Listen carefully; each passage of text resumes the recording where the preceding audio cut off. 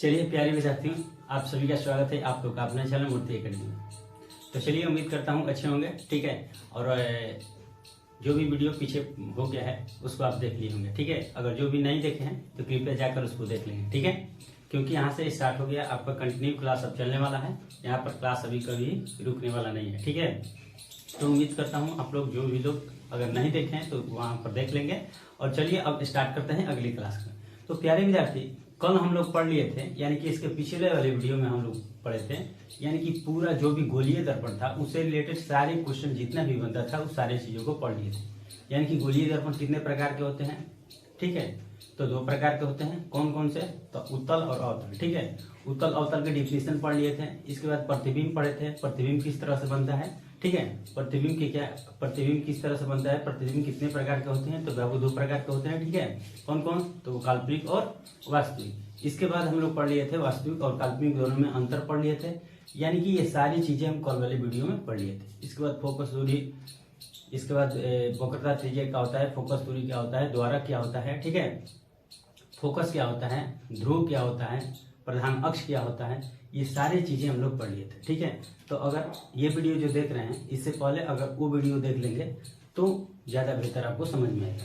यानी कि हम लोग का क्लास एकदम शुरू से चल रहा है। हम स्टार्ट किए हैं क्या, तो प्रकाश के प्रवर्तन, फिजिक्स का पहला चैप्टर, ठीक है। प्रकाश का प्रवर्तन वही चल रहा है, उसी का पार्ट वार्ट चल रहा है। यानी कि ज्यादा वीडियो लंबा नहीं करेंगे, क्योंकि ज्यादा वीडियो लंबा करने से क्या होता है ना, कोई वहां पर टिक नहीं पाता है, ठीक है बाबू। वहां पर टिक नहीं पाता है, कहने का मतलब जैसे ही देखता है अरे 1 घंटा 1.5 घंटा का है तो आदमी उब जाता है पढ़ते वक्त। इसलिए छोटा छोटा वीडियो बनाए हैं ताकि आपके जो का है रोचक लगे, ठीक है। और आप उसके साथ एंजॉय करते हुए सारी चीजों को सीख सकें। तो चलिए आज का टॉपिक जो है गोलीय दर्पण तो हम पढ़ लिए थे, और पढ़ेंगे एक एक करके। ये आज का टॉपिक जो है गोलीय दर्पण तो हम पढ़ लिए थे, और पढ़ेंगे एक एक करके। जैसे कि गोलीय दर्पण कितने प्रकार, तो 2 प्रकार हुआ। तो एक हुआ कौन, उत्तल, और दूसरा हुआ अवतल। तो देखिए जब दर्पण की बात किया जाए तो अवतल में ज्यादा विशेष रूप से पढ़ना होता है। अगर लेंस की बात किया जाए तो उत्तल लेंस में विशेष रूप से पढ़ना होता है, ठीक है। तो इसमें जो अवतल दर्पण है उसको पूरा विशेष रूप से पढ़ेंगे। ऐसा नहीं है कि उत्तल नहीं पढ़ेंगे, उत्तल भी पढ़ेंगे, लेकिन उसमें प्रतिबिंब की स्थिति 2-3 बनती है, इसलिए उसका इम्पोर्टेंस थोड़ा सा कम है, ठीक है। लेकिन उपयोग में कम नहीं है। यहाँ पर ध्यान दीजिए, इम्पोर्टेंस थोड़ा प्रतिबिंब की स्थिति में है, यानी कि प्रतिबिंब की पोजीशन में, लेकिन उसकी उपयोग जितना उत्तल का है उतना ही अवतल का है। उसी तरह लेंस में भी जितना उत्तल का है उतना ही अवतल का है। यानी कि सारी चीजें डिटेल पढ़ेंगे। तब तक ले अभी स्टार्ट करते हैं कौन सा, तो अवतल दर्पण। क्या पढ़ेंगे, तो आज का हेडिंग अवतल दर्पण। देखिए अवतल दर्पण से पहले एक चीज और आपको बताना चाहेंगे कि कल हम लोग जब गोलीय दर्पण पढ़े थे तो हम एक बात का चर्चा किए थे। क्या चर्चा किए थे कि देखिए ये हुआ गोलीय दर्पण, ये हुआ हमारा क्या हुआ, वो गोलीय दर्पण। ये थोड़ा मोड़ा टेढ़ा बड़ा था, ये गोलीय दर्पण था, ठीक है।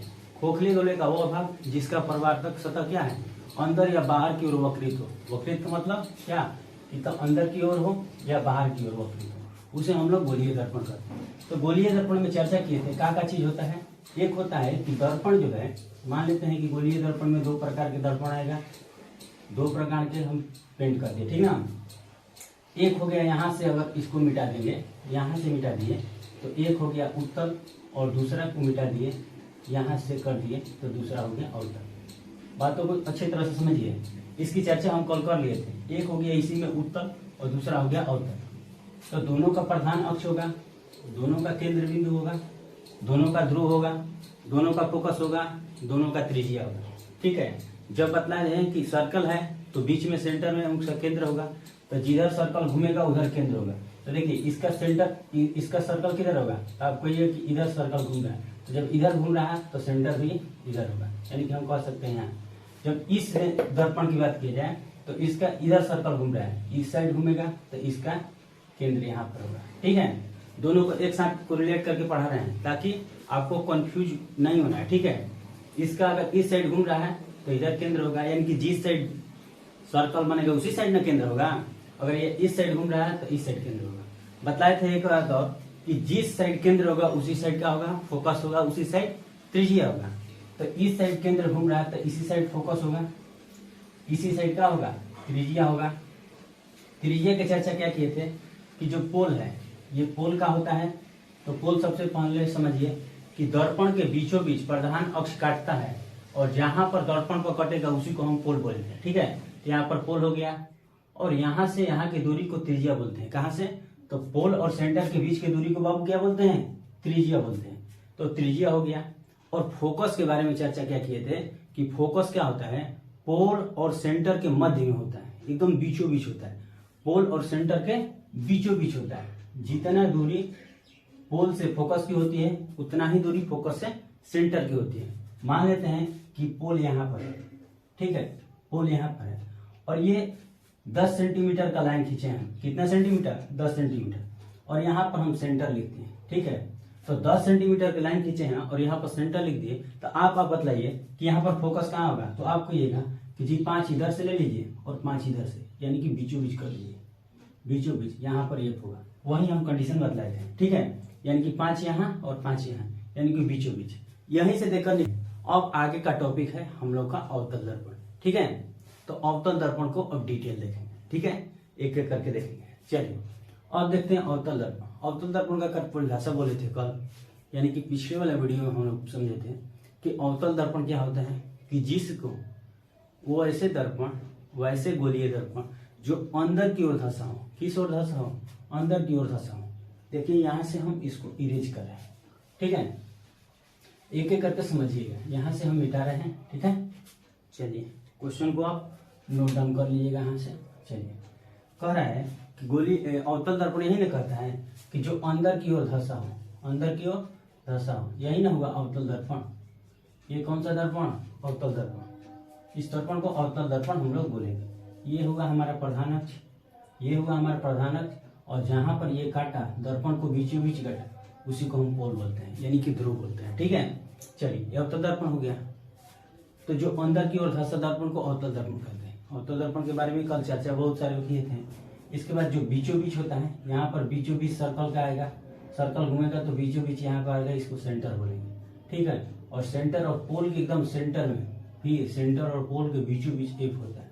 जितना दूरी पोल से एफ के उतना ही एफ से सी के बीच दूरी होती है। ठीक है, और इसके यहाँ से यानी कि सेंटर से लेकर और पोल के बीच की दूरी को क्या कहते हैं?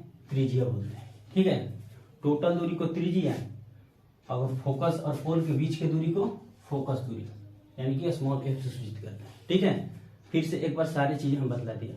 सेंटर से पोल के बीच की दूरी को फोकस, बीचों बीच फोकस होता है। फोकस से पोल के बीच की दूरी को फोकस दूरी, और सेंटर से पोल के बीच के जितना भी दूरी बनता है उसको वक्रता त्रिज्या बोलते हैं। ठीक है, चलिए एक बार और पूरा डिटेल हम समझा दिए। अब इसके बारे में समझते हैं। ठीक है, इसके बारे में समझते हैं।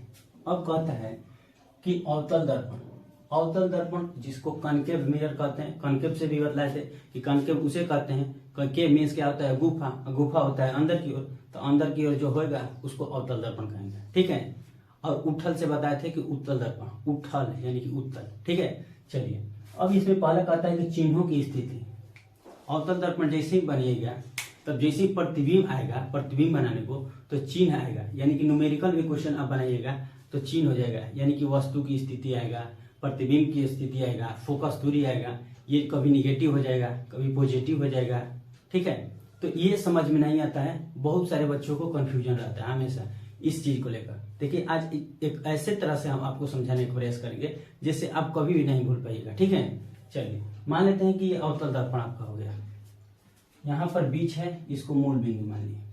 देखिए चिन्ह परिपाटी कहता है, ये चिन्ह परिपाटी ही है, ये चिन्ह परिपाटी है, शॉर्ट में लिख दिए हैं। देखिए यहाँ पर समझने के लिए लिखते हैं चिन्हों की स्थिति। जब अवतल दर्पण रहे तो बाएं और नीचे, यानी कि यहां से हम कह सकते हैं कि इधर दाएं होगा, इधर क्या होगा?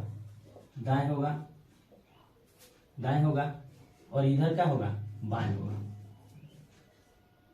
बाएं होगा। ठीक है, इधर दाएं होगा, इधर बाएं होगा। तो कहता है कि चिन्ह की स्थिति कहता है कि बाएं और नीचे, तो बाएं यही ना हुआ, और ई वाला ऊपर हो गया, ई वाला नीचे हो गया। प्रधान अक्ष के ऊपर, प्रधान अक्ष के नीचे।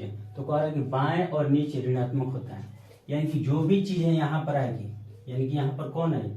एफ आई, एफ जब आई तो यहाँ पर एफ ऋणात्मक होगा, एफ का होगा ऋणात्मक होगा। तो यानी कह सकते हैं कि अवतल दर्पण में एफ का होता है तो निगेटिव होता है। निगेटिव होता है। एफ का होता है निगेटिव, यानी कि फोकस दूरी क्या होती है, निगेटिव होती है। इसकी चर्चा और आगे भी करेंगे, लेकिन यहाँ पर आप डिटेल समझ लीजिए। फोकस दूरी, अवतल दर्पण में फोकस दूरी क्या होता है, निगेटिव होता है। अब क्या होता है यू, यू जो है वस्तु की स्थिति जो बोलते हैं, यू क्या होगा, तो यू देखिए वस्तु की स्थिति अवतल दर्पण में हमेशा ऊपर रखते हैं। अवतल दर्पण में कहाँ रखते हैं, ऊपर रखते हैं, और वस्तु की स्थिति ऊपर रखेंगे तो ये क्या हो जाएगा, पॉजिटिव हो जाएगा। ठीक है, सॉरी यहाँ पर कहाँ रखेंगे, अवतल दर्पण में कहाँ रखेंगे, यहाँ पर रखेंगे। तो यहाँ पर रखेंगे तो ये भी क्या होता है, यू भी क्या होता है, निगेटिव होता है। यानी कि यू तो दोनों में निगेटिव होगा, यू दोनों में निगेटिव होगा। यू जो होता है दोनों में निगेटिव होता है, यानी कि उत्तल में भी निगेटिव होता है, उत्तल दर्पण में भी, अवतल दर्पण में भी, यू दोनों में निगेटिव होता है। और भी की बात किया जाए तो एक कंडीशन में पॉजिटिव होगा, यानी कि भी हो जाएगा प्रतिबिंब की दूरी, एक कंडीशन में पॉजिटिव होगा, बाकी सब कंडीशन में ये भी निगेटिव होगा, यानी कि निगेटिव पॉजिटिव दोनों देता है। ठीक है, निगेटिव पॉजिटिव दोनों देता है। तो यहाँ पर साफ साफ समझ लिए आप कि जब बाएं रहेगा नीचे रहेगा तो ऋणात्मक, बाएं और नीचे रहेगा तो ऋणात्मक, और दाएं और ऊपर रहेगा, दाएं साइड और ऊपर रहेगा तो धनात्मक, दाएं और ऊपर रहेगा तो धनात्मक। चलिए एक चीज और समझ जाते हैं, अच्छी तरह से आपको समझाते हैं। इसमें शायद आप लोग नहीं समझे होंगे, तो चलिए चिन्ह परिपाटी के बारे में हम भी समझाते हैं, तो अब इसको समझाएंगे। ठीक है, चलिए चिन्ह परिपाटी। यहाँ पर चिन्ह परिपाटी आप लोग पढ़िएगा निर्देशांक ज्यामिति, जब निर्देशांक ज्यामिति मैथ में पढ़िएगा तो वहां पर आपको देखने को मिलेगा चिन्ह परिपाटी। क्या मिलेगा, चिन्ह परिपाटी। इसको हम मूल बिंदु बोलते हैं, इसको क्या बोलते हैं, मूल बिंदु।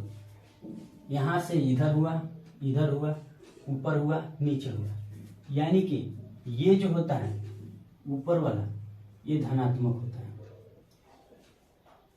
फिर इधर वाला भी धनात्मक होगा, ऋणात्मक होगा। ठीक है, यहाँ पर ये वाला क्या होगा, ऋणात्मक होता है, यहाँ पर ये वाला क्या होगा, ऋणात्मक होता है, ऋणात्मक होता है। यानी कि हम बतलाए हैं कि जब भी चिन्ह परिपाटी होगा, चिन्ह परिपाटी में ऊपर वाला क्या होगा, धनात्मक होता है, ऊपर वाला धनात्मक होता है, और नीचे वाला भी, ऊपर वाला धनात्मक, नीचे वाला ऋणात्मक, इधर धनात्मक, इधर ऋणात्मक, इधर ऋणात्मक। यानी कि आप और साफ साफ समझ जाइएगा कि किस तरह से हम लोग चिन्ह परिपाटी में कैसे दर्पण में धनात्मक कभी हो जा रहा है, कभी ऋणात्मक हो रहा है। देखिए ऊपर धनात्मक हमेशा होगा, यानी कि इससे ऊपर जाइएगा तो हमेशा आपको धनात्मक देखने को मिल रहा है, इससे नीचे जाइएगा तो हमेशा ऋणात्मक देखने को मिलेगा। अब यहाँ से लेते हैं, यहाँ से अगर बाएं जाएंगे तो ऋणात्मक हमको प्राप्त होगा, अगर दाएं जाएंगे तो धनात्मक प्राप्त होगा। अब देखिए इसी में दर्पण बना है, मान लेते हैं कि ये प्रधान अक्ष हमारा हो गया, ये बीचों बीच वाला प्रधान अक्ष हो गया, यहीं पर हम दर्पण बना लेते हैं। देखिए दर्पण बना लिया, ये दर्पण हुआ हमारा अवतल दर्पण। कौन सा दर्पण, अवतल दर्पण। और यही अवतल दर्पण को बीचों बीच जो है इसको मूल बिंदु मान लेते हैं। कौन सा मूल बिंदु, मूल बिंदु मान लेते हैं। ठीक है, तो जब मूल बिंदु मान लिए तो इससे अब यही ना है प्रधान अक्ष, यही ना है प्रधान अक्ष।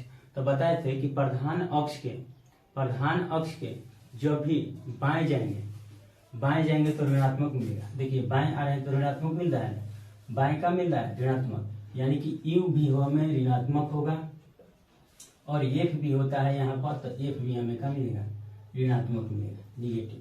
यानी कि यू भी ऋणात्मक, एफ भी ऋणात्मक। और बात आती है अगला क्या कहता है कि इसके दाएं साइड जाएंगे तो धनात्मक, दाएं साइड जाएंगे तो धनात्मक।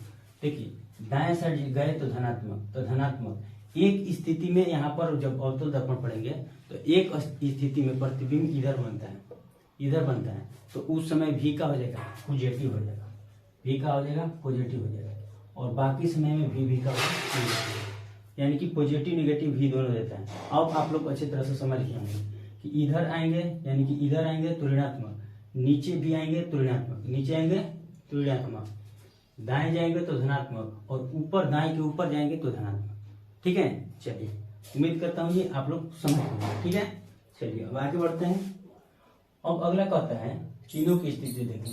अब अवतल दर्पण में क्या क्या होता है, कौन कौन से घटना होता है उसको देखेंगे। ठीक है, चलिए इसको आप नोट डाउन कर लीजिए, इसको मिटा दें। ठीक है, चलिए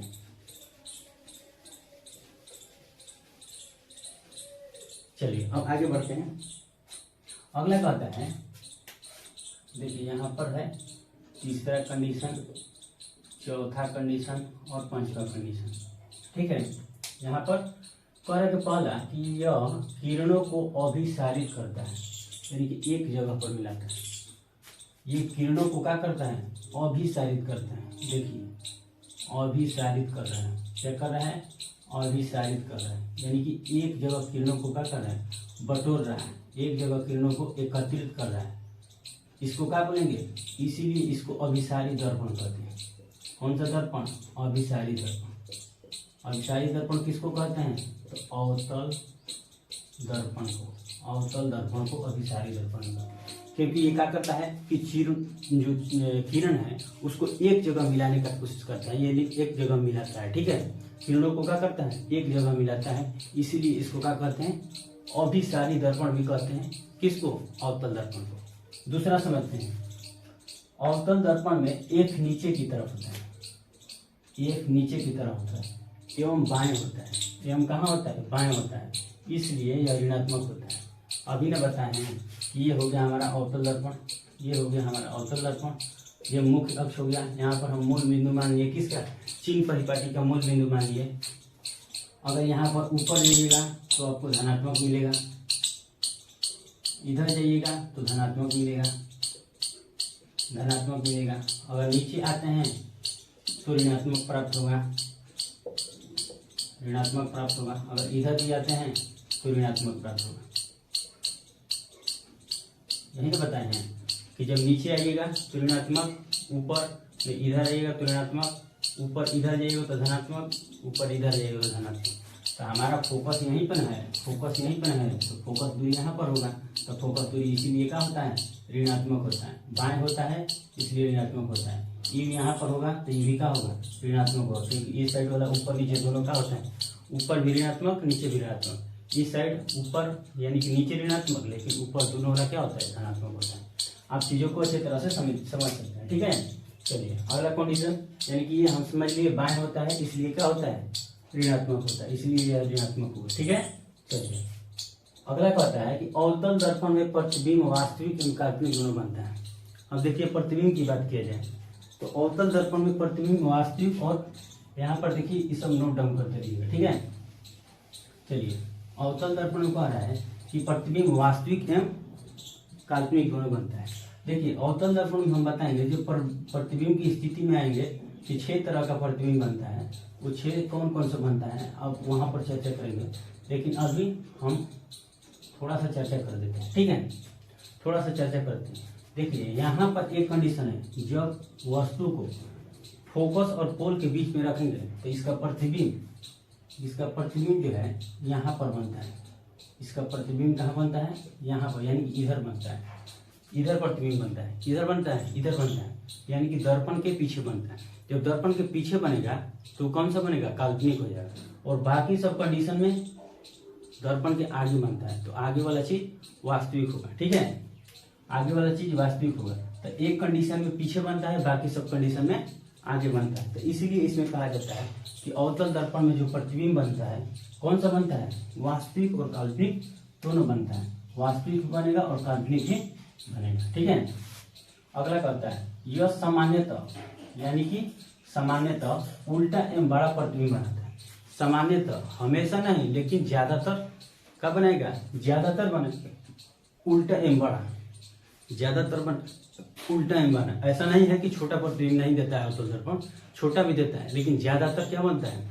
बड़ा बनता है। ज्यादातर बड़ा बनाता है और उल्टा बनाता है। बस एक कंडीशन में सीधा बनाता है। आपको बताएंगे कि एक कंडीशन में सीधा बताता है, बाकी सब में उल्टा बनाता है। ठीक है, चलिए यहाँ पर ये भी समझ लीजिए। ठीक है, जो प्रतिबिंब हम पढ़ेंगे तो पूरा अच्छी तरह से इसके बारे में जितना भी कंडीशन है समझेंगे।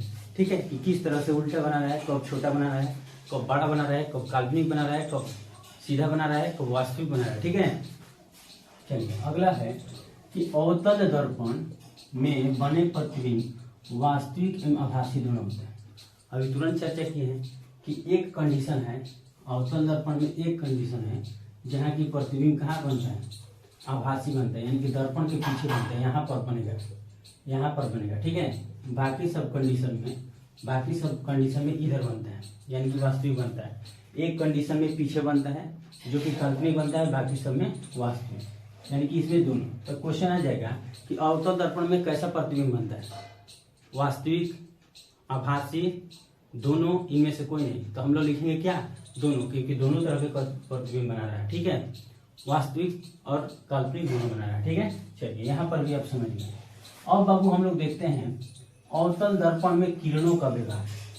ये किरणों का व्यवहार का होता है, तो इसके बारे में कल भी थोड़ा हम चर्चा किए थे, लेकिन आज हम डिटेल चर्चा करेंगे। डिटेल इसलिए चर्चा करेंगे कि अगर नहीं समझते हैं तो आगे जब प्रतिबिंब हम बनाएंगे, किस तरह से किरण कौन ले जा रहेंगे उसको अपना ही समझ पाइएगा। ठीक है, तो सबसे पहले आज किरणों की स्थिति को देख लेते हैं, इसके बाद प्रतिबिंब की स्थिति जो अगले वीडियो में देखेंगे, तो उसको अच्छे तरह से आप समझते रहिए कि ये किरण इधर गया, यानी कि हम बोल देंगे कि कोई किरण प्रधान अक्ष के समानांतर जाएगी तो कहाँ से रिटर्न हुई, कोई सेंटर से जाएगी तो कहाँ जाएगी।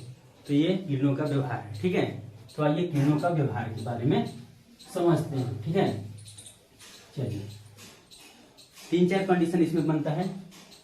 पहला कंडीशन बनता है, देखिए पहला कहता है यदि कोई किरण मुख्य अक्ष के समानांतर आपतित होती है तब परावर्तन के बाद फोकस से गुजरेगी। देखिए यहाँ पर हम बना दिए एक अवतल दर्पण। कौन सा दर्पण, अवतल दर्पण। यहाँ पर हम बना दिए एक अवतल दर्पण। ये हो गया हमारा मुख्य अक्ष, दर्पण के बीचों बीच मुख्य अक्ष।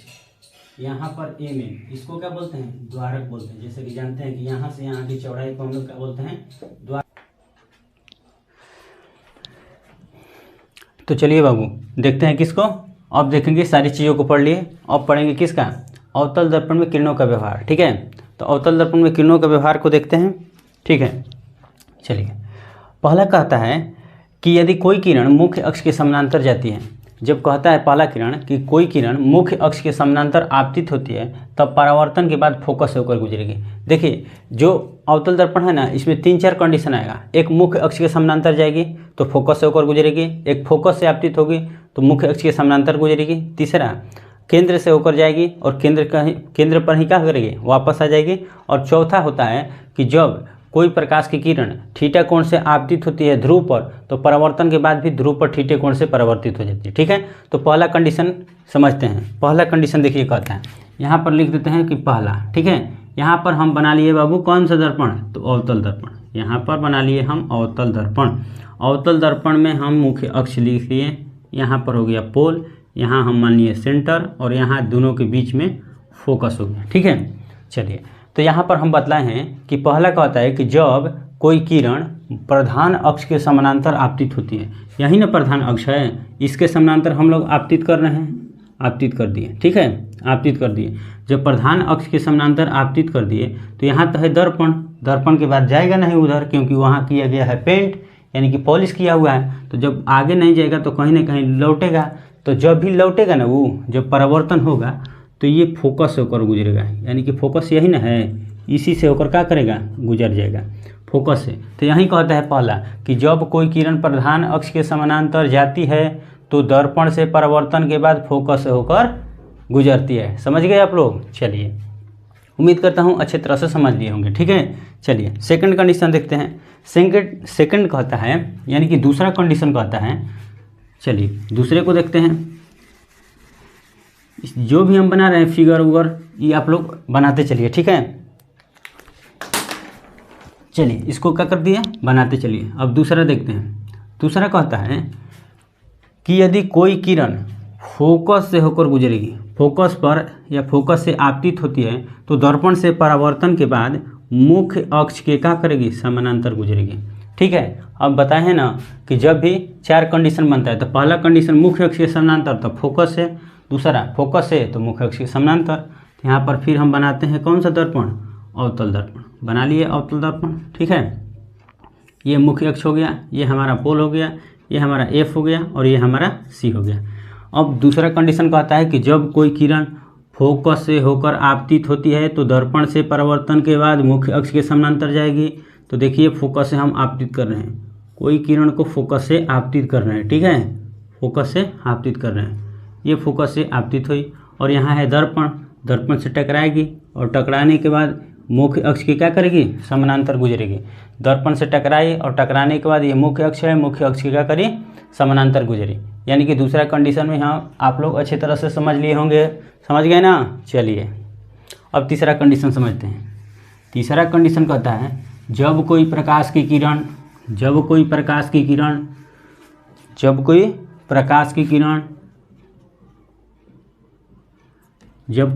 की किरण केंद्र से होकर आपतित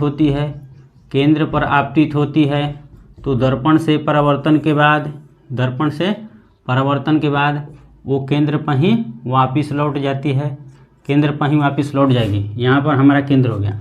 तो तीसरा देखिए कंडीशन का होता है कि जब कोई किरण केंद्र पर आपतित होती है तो दर्पण से परावर्तन के बाद उसी पथ पर लौट जाती है। उसी पथ का मतलब केंद्र पर ही लौट जाएगी, जिस पथ पर आएगी उसी पथ पर लौट जाएगी। यानी कि कह सकते हैं हम कि यहाँ से केंद्र पर आपतित हुई किरण और केंद्र पर ही क्या करी, लौट गई। यहाँ से जा रही है और यहीं से देखिए लौट जा रही है, यानी कि जो केंद्र से जाएगी वो केंद्र पर ही वापस आ गई। तीनों कंडीशन हम लोग समझ लिए। अब समझते हैं कौन सा कंडीशन, चौथा कंडीशन। चौथा कहता है कि जब कोई प्रकाश की किरण, यहीं पे बना देगा, चलिए इसी पे बनाते हैं, यहाँ से इसको मिटा दीजिए। चलिए यहाँ से हम इसको ले लिए, ये हमारा सेंटर हो गया, ये हमारा फोकस हो गया।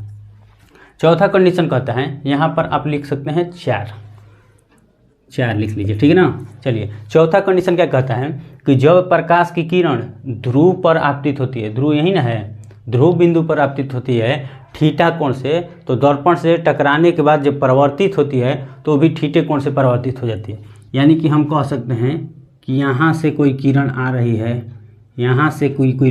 है, यानी कि अनंत से आ रही है, अनंत से कोई किरण आ रही है, तो आने के बाद ध्रुव पर यहाँ पर टकराई, किससे, थीटा कोण से टकराई, और जब जैसे ही टकराई तो टकराने के बाद परावर्तित होगी, जब परावर्तित हुआ तो भी थीटा कोण से क्या हो गया, परावर्तित हो गया।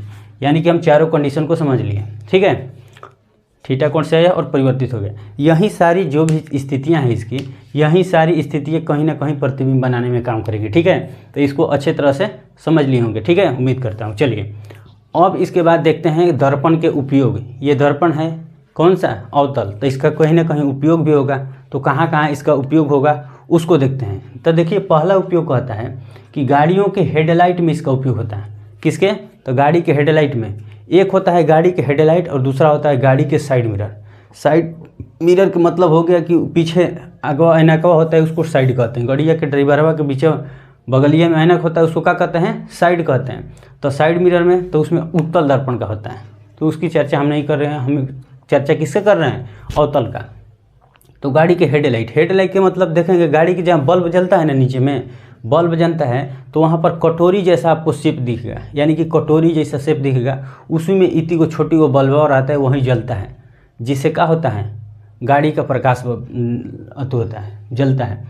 तो गाड़ी के हेडलाइट वही हेडलाइट है, तो उसमें किसका प्रयोग होगा, तो अवतल दर्पण में। सर्च लाइट में, सर्च का मतलब टॉर्च में, टॉर्च लाइट में, टॉर्च देखे हैं ना, टॉर्च में भी एक कटोरी टाइप का होगा। देखिए इसी तरह से ना टॉर्च बनता है। यहाँ से हम बना दिए एक टॉर्च, यहाँ से क्या बना दी है, एक टॉर्च बना दी है। देखिए यहाँ से इसी तरह का कटोरी जैसा शेप बना रहेगा, कटोरी जैसा। यहीं से क्या करेगा, एक बल्ब रहेगा यहाँ पर, और यहाँ पर शीशा रहेगा, ठीक है, यहाँ पर शीशा रहेगा। इसी तरह का ना टॉर्च रहता है और ये प्रकाश देता है। तो जब टॉर्च है तो टॉर्च में भी किसका प्रयोग होगा, तो उसका प्रयोग होगा, तो इसमें होगा अवतल दर्पण का, ये टॉर्च में भी। इसके बाद हजामती दर्पण में लोग हजामती दर्पण बनाते हैं। ये हो गया आपका दर्पण, ये हाथ से धरने वाला दर्पण है, ठीक है। इसको लाइट मत समझिएगा, ये हाथ से इसे धर के इसे बनाने वाला दर्पण है, ठीक है ना। तो हजामती दर्पण में भी किसका प्रयोग होगा, तो इसमें होगा अवतल दर्पण का। सर्च लाइट में भी अवतल, गाड़ी के हेडलाइट में भी अवतल। इसके बाद अगला है सौर भट्टी या सौर कुकर में। सौर भट्टी या सौर कुकर क्या होता है, देखिए वैसा इंस्ट्रूमेंट या यंत्र कह सकते हैं जो सूर्य के प्रकाश से, यानी कि सूर्य के प्रकाश को लेकर अपने यहाँ खाना बना देगा। जिस तरह से मान लेते हैं कि ये कुकर हो गया आपका, ये आपका कुकर हो गया, ठीक है, ये आपका कुकर हो गया।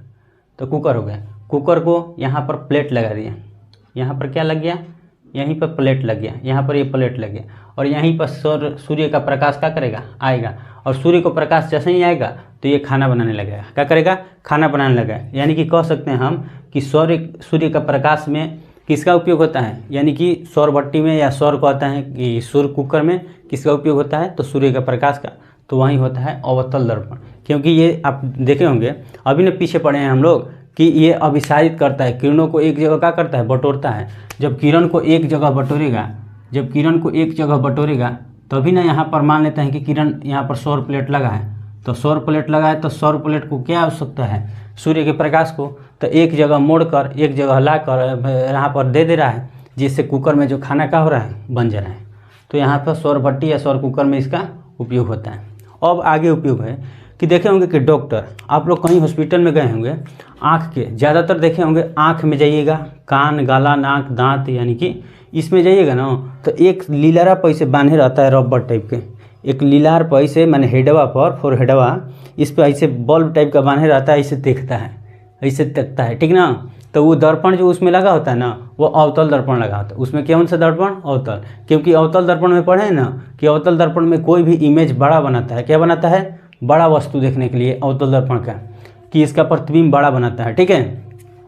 तो बड़ा बनाएगा तभी ना, मान लेते हैं कि कान है तो कान में यहाँ से हम अपनी आंखों से तो नहीं देख सकते हैं अंदर की चीज़, तो अंदर की चीज़ नहीं देख सकते हैं, तो अवतल दर्पण का जैसे उपयोग होगा तो आंख अंदर की चीज़ों को अवतल दर्पण का करेगा, देख लेगा। उसी तरह नाक में भी है, उसी तरह दांत, देखिए दांत इतनी छोटी सा है, लेकिन जैसे ही अवतल दर्पण का उपयोग करके देखेगा तो दांत इतना बड़ा बड़ा दिखाई देगा। जब इतना बड़ा बड़ा दिखाई देगा तो उसमें जो भी कीटाणु होगा उसको क्या करेगा, अच्छे तरह से देख लेगा, ठीक है। तो इसीलिए होता है कि डॉक्टर द्वारा उपचार में, किसमें, आँख के, नाक के, कान के, दांत के तथा गला के उपचार में किसका उपयोग होता है, तो अवतल दर्पण का उपयोग होता है, ठीक है। अगला है, देखिए टेबल लैंप में हम लोग पढ़ते हैं ना, तो हम लोग पढ़ते हैं तो टेबलों पर एक लैंप लगाते हैं, इस तरह के आप लोग देखे होंगे, डंडी टाइप के, इस तरह से आप लोग देखे होंगे कि यहाँ पर डंडी टाइप के हम लोग, और यहाँ पर बल्ब लगा दिए, यहाँ पर बल्ब ऐसे लगा के ऐसे पढ़ते हैं हम लोग, यहाँ पर बल्ब हो गया तो यहाँ पर पढ़ते हैं हम लोग, ठीक है। तो पढ़ते हैं ना, तो टेबल में जो लैंप लगता है ना, टेबुला पर ऐसे लगा के पढ़ते हैं, तो उसमें भी अवतल दर्पण का उपयोग होता है। किसका उपयोग, तो अवतल दर्पण का उपयोग होता है। आगे बढ़ते हैं, परावर्तक दूरदर्शी अभिदृश्य के रूप में, यानी कि दूरदर्शी में भी किसका उपयोग होता है, तो अवतल दर्पण में, यानी कि छोटी छोटी चीज़ों को बड़ा देखने के लिए किसका उपयोग किया जाता है, अवतल। यही ना अवतल का खासियत है, यानी कि खूबसूरती है, ठीक है, यह गुण है कि छोटी चीज़ों को क्या कर देगा, बड़ा बना देगा। अवतल का गुण क्या है, बड़ा चीज़ों को छोटा बना देगा। इसीलिए साइड मिरर में होता है, अगर साइड मिरर में उत्तल दर्पण ना होकर अवतल दर्पण लगा देते हैं तो इतना ऐनक है और उसमें ट्रक बड़ा दिखाई देगा। जब कोई पीछे से ट्रक आ रहा है, बड़ा दिखाई देगा, लगेगा कि अरे वो तो ठोक दिया, पीछे से लगेगा क्या करेगा, वो तो ठोक दिया, लेकिन उस तरह से नहीं होता है, इसलिए नहीं होता है, ठीक है, कि उत्तल होता है, कोई इमेज क्या करेगा, छोटा दिखाई देगा, ताकि हम लोग आसानी से उसको इधर उधर कर सकते हैं, ठीक है। चलिए, तो उम्मीद करता हूँ आप अच्छे तरह से सब समझ गए होंगे। हमें नहीं लगता है कि इसमें किसी प्रकार का डाउट होगा, क्योंकि हम अच्छे तरह से अपने डाउट को क्लियर किए होंगे, ठीक है। चलिए, तो मिलते हैं इसी तरह से अगले वीडियो में, अगले पार्ट में। तब तक के लिए आप लोग देखते रहिए। जय हिंद।